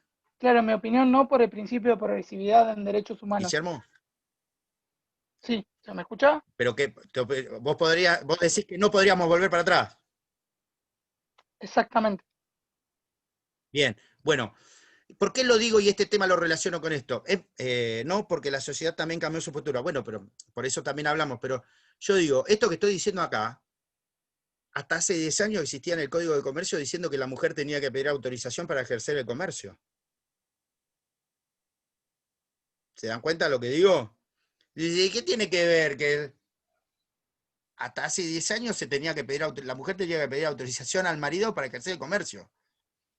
Y digo, esa es una norma. ¿Es de orden público o no? Y antes era de orden público. Hoy en día ni se ocurre que alguien tiene que pedirle que la mujer le tiene que pedir al marido autorización. Bueno, por ahí alguno considera que sí, y está bien, yo no tengo problema que lo piense. El problema es que el ordenamiento jurídico no le da la razón. ¿Se entiende?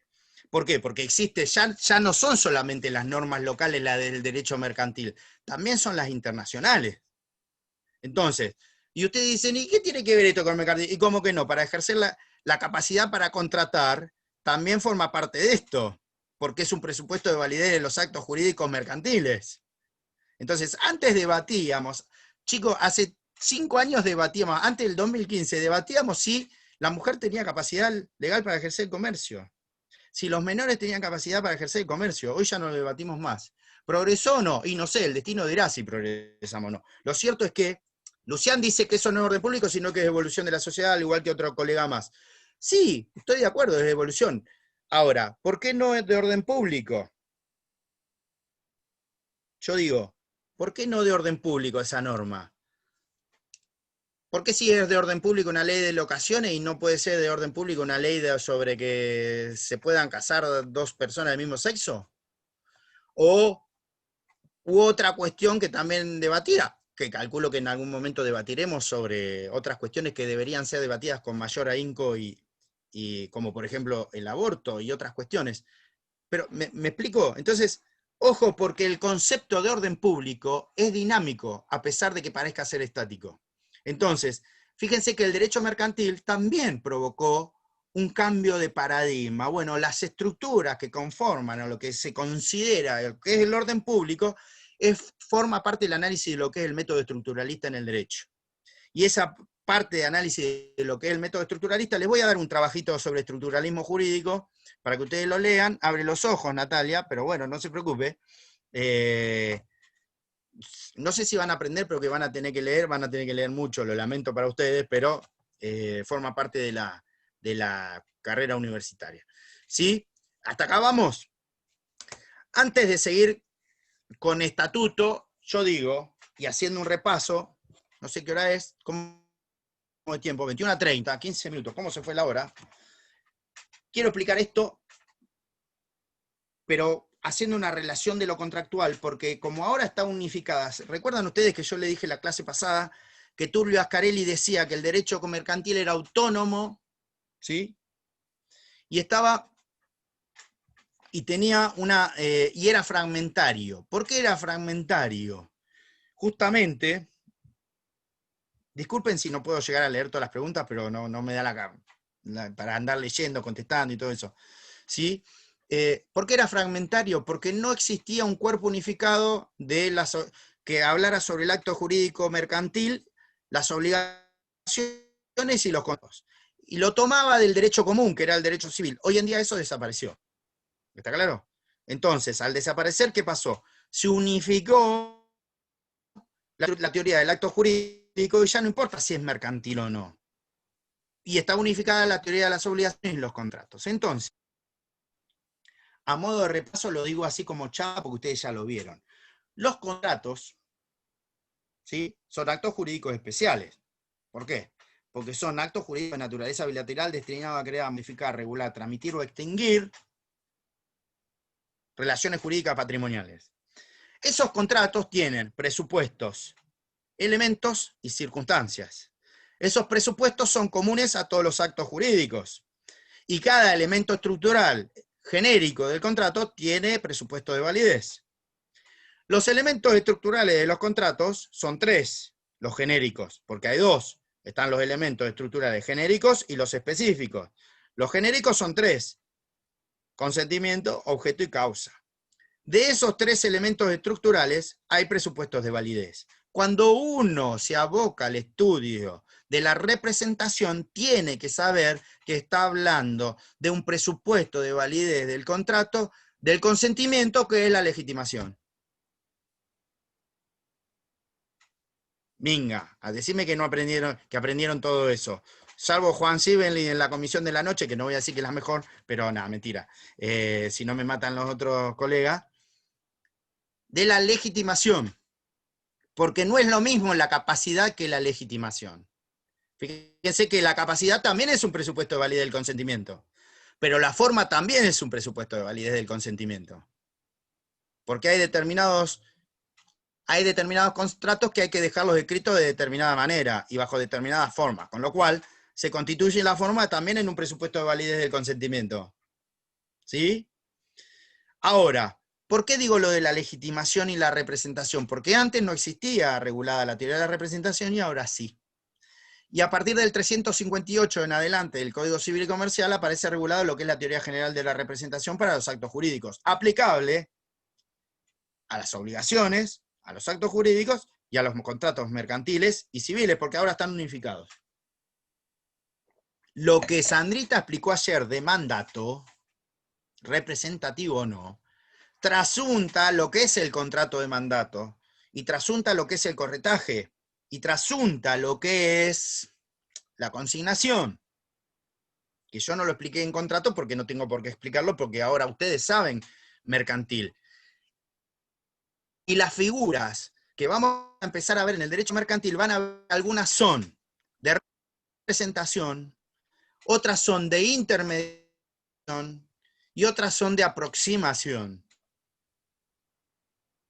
Ejemplo, nosotros hablamos del factor comercial o hablamos del mandatario comercial, hablamos de figuras representativas, es decir, hay un mandato representativo.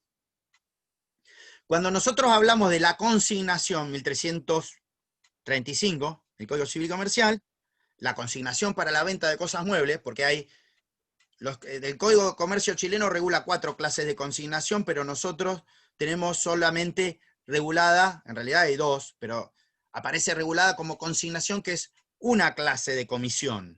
Está la comisión para la venta y la comisión para la compra. La consignación es la comisión para la venta de cosas muebles, ¿sí? Pues se llama consignación, porque la cosa se deja, hay desplazamiento del comitente de la cosa al comisionista. ¿Está claro? Por eso es consignación de cosa mueble, porque hay desposesión. ¿Sí? Y hay facultades de repossession, como dicen los anglosajones, que no siempre es habilitada en materia mercantil en nuestro derecho. Entonces, esa figura de consignación es de intermediación, no es de representación. Es de intermediación, y además de ser de intermediación, es de mandato no representativo. Y ustedes me dicen, pero ¿cómo si me dijiste que mandato era representativo? No, yo dije que el contrato de mandato como contrato era de mandato representativo. Pero el mandato puede ser con representación y sin representación. Y eso es lo que vamos a tratar de explicar ahora en el 1, 2, 3 para que ustedes lo entiendan. Pero también hay figuras de aproximación, que son las del corredor o la del broker, porque ese no intermedia ni representa. ¿Qué hace? Acerca a las partes. ¿Sí? El corredor inmobiliario. ¿Qué hace? Acerca a las partes para que negocien. Esas son 3 claras figuras que se realizan. El broker de seguro hace lo mismo. El broker de negocios hace lo mismo, ¿se dan cuenta? Entonces, ¿qué pasa? Se generan figuras de aproximación porque el sujeto que es especialista es un auxiliar del comercio o auxiliar del comerciante, dice Fontana Rosa en algunos casos. Auxiliar del comerciante, lo único que hace es que reúne a la gente para que se encuentre la oferta y la demanda en otro lugar, y él hace, no ni de intermediario ni de representante, él hace los buenos oficios, por decirlo, que es lo que hacen los corredores públicos. ¿Está claro? Ahora, ¿cómo arranca esto? La clase que viene, si quieren, lo seguimos desarrollando, no hay ningún tipo de problema. Y le vuelvo a pedir disculpas a Juan por la reiteración. Nosotros tenemos analizado esto, no lo copió, no lo inventó Cataldo, ni lo inventó Miguelito Acosta, esto aparece en el tomo 11 del Tratado de Vivante, Rocco y Bolafio de Derecho Comercial, donde habla de factores, y dice, ojo, porque el mandato puede ser representativo o no representativo. Nuestra ley adopta esa figura, la de mandato representativo y no representativo. ¿Y qué significa? Que la teoría de la representación, ustedes lo que tienen que saber primero es, ya que vieron representación ayer, me van a saber decir qué es la teoría de la representación. ¿Qué es la teoría de la representación? A ver si es cierto que vieron o no vieron ayer bien teoría de la representación. ¿Qué les parece que es? Puede ser que sea una situación jurídica en virtud de la cual una persona actúa en interés de otra persona, pero a cuenta propia. ¿Puede ser? En ese ejemplo que diste, justo es no representativo, Guillermo.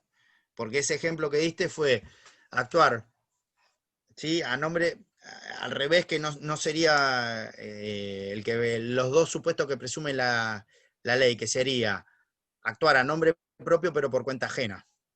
No, la teoría de la representación no es nada más ni nada menos que una ficción jurídica en donde se produce un desmembramiento entre el sujeto físico que accede a la suscripción del acto jurídico, ¿sí? Y el sujeto al cual se le trasladan los efectos jurídicos de ese acto celebrado. Es decir, no es lo mismo, hay un desmembramiento subjetivo en la representación. La ley hace presumir que a un sujeto que no está físicamente presente en la celebración de un acto jurídico se le trasladen todos los efectos de ese acto jurídico por más que no haya estado. ¿Por qué? Por efecto de la teoría de la representación. Es decir, una ficción jurídica la teoría de la representación. Y por ser una ficción jurídica es una teoría de excepción. Sí, hoy Lucián se ha convertido en mi apostilladora oficial. Un sujeto que emite una voluntad, dice, un sujeto que emite una voluntad y un sujeto al que cae la responsabilidad. Fantástico, pero el sujeto que emite la voluntad, Lucián, ¿lo hace por derecho propio o lo hace por derecho de tercero? Y bueno, y ahí radica la diferencia entre mandato representativo o no. Entonces, claro, porque hay dos, porque teníamos, cuando estudié la primera parte, teníamos dos posibilidades, que sea con ganas o sin ganas, dijo. No, que sea con qué. Que tenga, que uno, ay, me olvidé la palabra, bueno, que uno es que va a tener responsabilidad, le van a caer las responsabilidades y en otro no, porque... Por eso, pero... ahí es donde aparece lo que yo digo, ojo, que lo que estamos debatiendo está en el ámbito de la legitimación como presupuesto de validez de los actos jurídicos y en particular del consentimiento. ¿Sí? Y esto que estoy diciendo yo muchas veces lo dice la ley de modo forzado. Por ejemplo, la ley de quiebras, la 24522. Yo no veo muy bien ahí, pero hay un buzo de Aldo Civi por ahí. ¿Hay un buzo de Aldo Civi?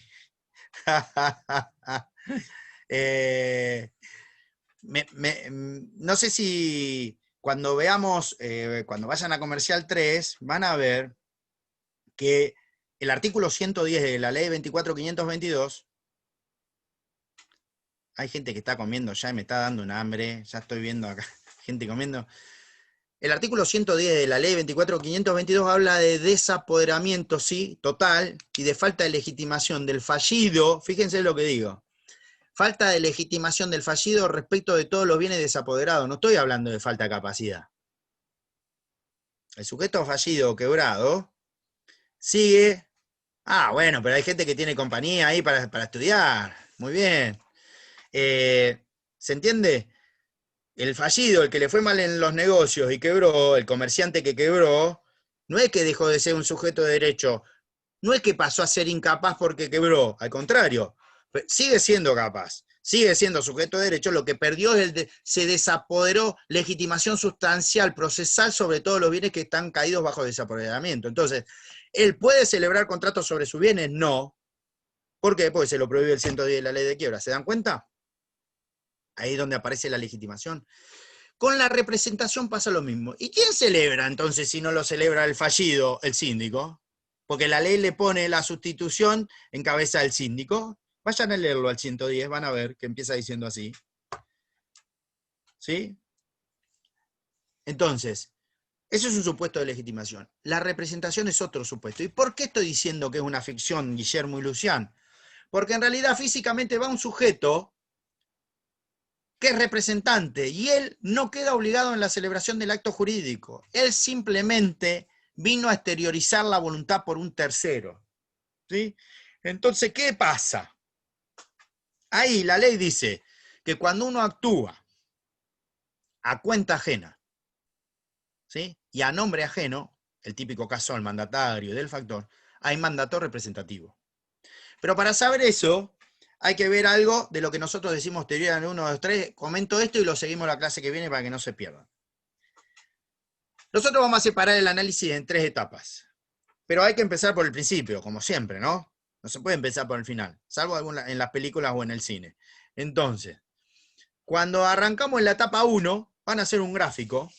Agarran una hoja así, y en el gráfico ponen acá 1. Acá ponen 2, y acá ponen 3. En la etapa 1, vamos a hablar de la etapa 1. Etapa 1, arriba del todo van a poner etapa interna. Y en esa etapa interna, ¿sí? Al costado, el 1, calendario gregoriano número 1, ¿sí? En la etapa, a la izquierda de eso van a poner, arriba pusieron etapa interna, ponen mandato, orden o encargo. Y abajo de eso van a poner A-B. ¿Qué significa eso que les estoy diciendo y que parece chino mandarín y que no, es simple, es muy simple?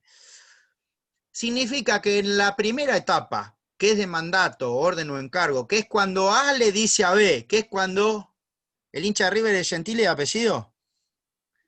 Cuando Cataldo le dice a Gentili, al amigo Gentili, mi señora es de River, así que la sufro todos los días de mi vida. No se preocupe, Gentili, estoy acostumbrado a lidiar con esos colores. ¿Sí? Cuando Cataldo le dice a Gentili, ¿cuál es tu nombre, Pacín? Matías. Matías Gentili, mi amigo, mi mejor amigo, Matías se llama, Matías Muraca, gran amigo, como si fuese un hermano. Cuando Rodrigo Cataldo le dice a Matías Gentili, anda a comprarle, Matías, la casa a Juan Siebenlist. ¿Sí? Apellido alemán, Siebenlist. Yo también, mi segundo apellido es alemán. No lo digo porque no me van a creer, nunca me creen que yo soy Schumacher de apellido. No sé si será por lo oscuro de la pantalla o qué, ves que te reís, Gentili. Pero más allá de eso, yo soy Cataldo Schumacher. Nadie me cree, pero es así. Zapatero en alemán significa. Cuando Rodrigo le dice a Matías, anda a comprar la casa a Juan, ahí hay una orden, un edicto de Rodrigo, un mandato de Rodrigo para Matías para que le vaya a comprar la casa a Juan. En esa primera etapa no hay representación. ¿Por qué no hay representación en la primera etapa? Porque no hay exteriorización. Porque eso quedó entre A y B. A, Cataldo, B, Gentili. ¿Se dan cuenta? ¿Sí? ¿Se dan cuenta? Es mi pedido. Ese pedido demandante, mandatario, o si se quiere, comitente, comisionista, para decirlo en términos, ¿sí? O de gestor. Toda esa primera relación siempre es entre A y B y es una etapa interna. Eso se cuece adentro. Es como que los pañitos se cuecen en casa. Esa etapa no es representativa. ¿Por qué?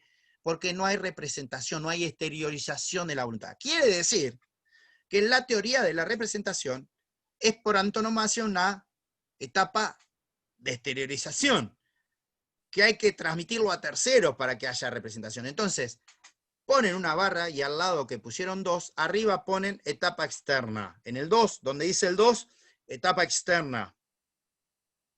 ¿Sí? Y abajo de la etapa externa ponen B-C. Y abajo de B, entre corchetes, ponen A-B. ¿Qué significa? Que en la segunda etapa nace la representación en la medida en que B, Matías, ¿qué es la sintetización de la etapa interna? ¿Qué es la sintetización de la exteriorización de la voluntad de A a B?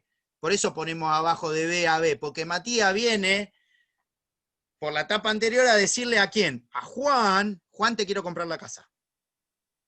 ¿Se dan cuenta? Cuando Matías le dice a Juan, Juan, te quiero comprar la casa, ahí nació la teoría de la representación. ¿Por qué? Porque se exteriorizó frente a terceros. Al principio era entre Matías y yo, y Rodrigo. Ahora, cuando Matías le dice a Juan, che, Rodrigo te quiere comprar la casa, hay que ver lo que Matías le dice a Juan. Matías tiene 2 posibilidades que le puede decir a Juan. Matías le puede decir, che, Juan, Rodrigo te quiere comprar la casa, en cuyo caso, en ese caso, manifestó la voluntad de representar a otro, y entonces ahí exteriorizó. Cuando Matías le dice eso a Juan, Juan lo mira a los ojos, silencio de por medio para que cada uno piense lo que quiere, y le dice, etapa 3, probame lo que venís a decir. ¿Qué significa? Que en la etapa tercera, arriba ponen prueba de la representación. ¿Qué significa esto? Que cuando uno exterioriza frente a tercero, que es el representante de otro, tiene que probarlo. Entonces, en la etapa 3 van a poner prueba. Y yo les pregunto, ¿cómo se prueba la representación? De muchas maneras, me van a decir ustedes, y dependiendo de cuál sea la naturaleza de la representación que se invoque. ¡Apa! ¡Apa! Un poder, el poder de Grayskull, cuando yo era chico, que era el de He-Man, ahora ya no existe más, un poder. Yo les pregunto, un poder, ¿y el poder qué es? ¿Es un contrato? Un poder con la ley, dice Paula. ¿El poder es un contrato? Pregunta de examen. Sí, Juan no es el responde porque contrato. la sabe. Pero si lo miran a Juan, les está diciendo la respuesta. Juan dice no. No, ¿quién? Pará, Juliana, no es un contrato. ¿Por qué? ¿Qué es el poder? Es un acto jurídico unilateral, donde yo voy al escribano y le digo, che, quiero hacer un poder a favor de Matías Gentili, para que, ¿sí? Para que facultad de adquisición de una casa. ¿Se dan cuenta? Con un poder lo puedo probar. Pero ¿qué pasa? Yo tengo que saber cuál es la naturaleza de la representación para ver cómo la pruebo. Porque puede ser una representación voluntaria, una representación convencional, por decirlo, en donde lo probaré con un poder, lo probaré con una procura con K, va, esta sí va con K, ¿eh? ¿Y por qué va con K? Porque viene del alemán procura, que es un poder amplio general de administración y de disposición particular que se inscribe o que inscriben los factores en el registro público de comercio. ¿Sí? Si ustedes analizan un autor que se llama Julius von Schirke y Carsten Schmidt, ahí aparece el estudio de la procura en el sentido de que es una clase de apoderamiento particular que se utiliza en el sector mercantil para el giro del negocio. Y está bien que así sea. Nosotros también lo tenemos así porque los factores de comercio tienen que ir a registrar su apoderamiento al registro público de comercio. El ejemplo del gerente de Toledo. ¿O a usted le parece que la sociedad vende per se? Alguien vende y alguien compra y alguien administra. Lo que pasa es que los factores tienen limitación para realizar determinados actos de disposición. ¿Cuáles? Todos aquellos que sean en contra del giro del negocio. Nadie autorizaría a un factor a vender el fondo de comercio. Si lo hace, nadie va a pensar que es por la teoría de la apariencia que está vendiendo el fondo de comercio. ¿Se entiende? Sin embargo, ese poder se llama procura. Entonces la procura con K se puede. Si es voluntaria o convencional, sigo. Yo lo probaré con un poder, lo probaré con una procura, lo probaré con un contrato. Lo que van a hacer ustedes con un contrato de prestación de servicios cuando sean colegas profesionales liberales, puedo probar la representación. ¿Sí? Ahora, si la representación es legal, ¿tengo que probarlo con un poder? No. ¿Por qué? Porque la ley dice que los padres representan a los hijos. Antes la ley decía que el marido representaba a la mujer. Hoy, tanto el marido como la mujer representan a cada uno de ellos por las deudas del matrimonio. ¿Sí? ¿Se entiende? ¿Qué es lo que tendré que hacer? Bueno, acreditar que estoy casado. Bueno, acreditar que son mis hijos. ¿Se dan dando cuenta? Cuando nosotros hablamos de representación necesaria, el curador representa al curado. ¿Qué? Hay que acreditar que soy... No, la ley lo dice a eso. El tutor representa al tutelado. ¿Qué es lo que tendré que acreditar? Bueno, que soy el tutor, que soy el curador. Y después aparece una tercera, que es la representación mixta u orgánica, que es aquella que surge en virtud de la teoría del órgano. ¿Y qué significa esto? Que hay determinados sujetos de derecho que por ser personas de existencia ideal, ¿sí? Con esto termino y sigo la clase que viene, porque ya sí, creo que estamos excedidos. 53, sí. Si yo vengo por un consorcio, o si yo vengo por una sociedad anónima, o vengo por una sociedad de responsabilidad limitada, o vengo por una sociedad colectiva, o vengo por una... lo que quieran, sociedad capital industria, comandita por acciones con control estatal mayoritario, colectiva, de personas, comanditada, ¿sí? Lo que yo necesito no es probar qué órgano es el que representa a la sociedad. ¿Por qué? Porque la ley de sociedades generales se encarga de decir que el director de la sociedad anónima es el que representa a la sociedad anónima. La ley, el Código Civil y Comercial, se encarga de decir que el administrador es el que representa al consorcio. La ley se encarga de decir que el socio gerente es el que representa a la SRL. Y así sucesivamente. Entonces, ¿qué le tengo que yo probar al juez? Lo que le tengo que probar es que estoy ocupando ese lugar.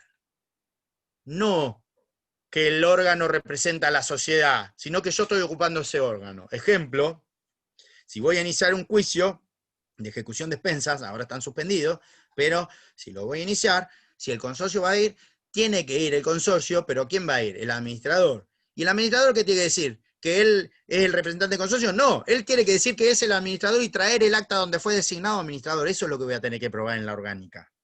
¿Se entiende? En la mixta u orgánica yo no tengo que probar cuál es el órgano que representa, sino que tengo que demostrar que el sujeto que se dice representante está ocupando ese lugar.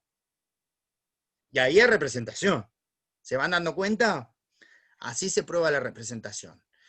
Ahora, si se da todo eso, que sería maravilloso, fantástico, como dice el bambino, que fantástico.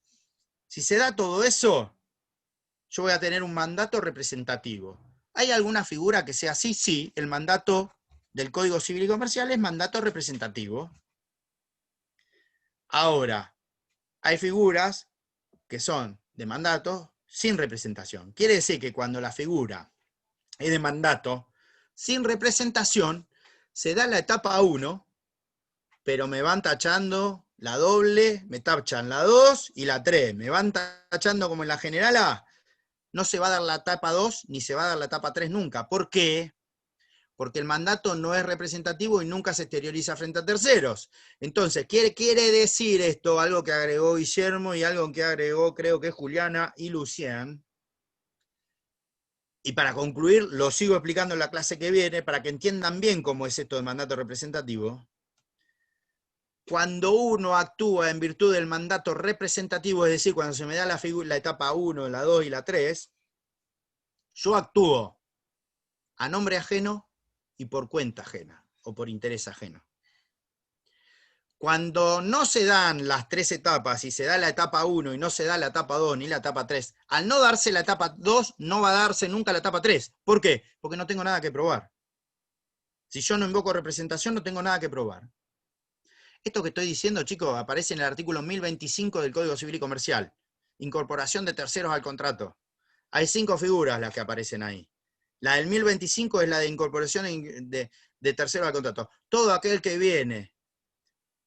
Muy bien, Echeverría. Cuando uno, en virtud de lo que dice el artículo 1335 del Código Civil, contrato consignación, dice, che, cuando Matías Gentili le dice a Juan, te vengo a comprar la casa, ¿y qué hace?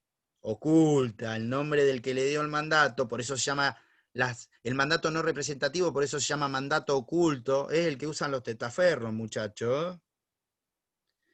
Matías le oculta a Juan, que viene por Rodrigo, ¿qué hace? Le oculta el nombre del que verdaderamente tiene interés por comprarle la casa. Entonces, ¿qué hace? ¿Cómo actúa Matías? Actúa, como dice la autora Echeverría, a nombre propio, porque queda personalmente obligado, fíjense el 1335 y siguientes, actúa a nombre propio, pero por cuenta ajena. Entonces, en el mandato no representativo se actúa a nombre propio y por cuenta ajena. Y ahí es donde aparecen las 2 figuras que estábamos hablando.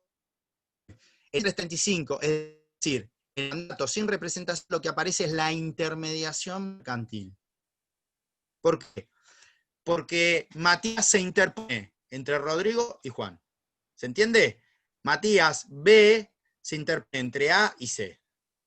La clase que viene seguimos explicando esta cuestión porque los dejé más que sorprendidos. Causamos el efecto, ¿o no? Nos vemos la clase que viene, el martes que viene. Recuerden que el viernes van a dar Luciana Soria, la doctora Luciana Soria y el doctor Bernardo Marcos Díez. Hincha de Boca, lamentablemente, pero bueno, es amigo y hay que bancarlo. Lo digo para Gentile, para que por las dudas no te parezca así. ¿Sí? Bueno, chicos, nos vemos la clase que viene si les parece. Gracias por haber escuchado y cualquier cosa nos mantenemos en contacto. Gracias.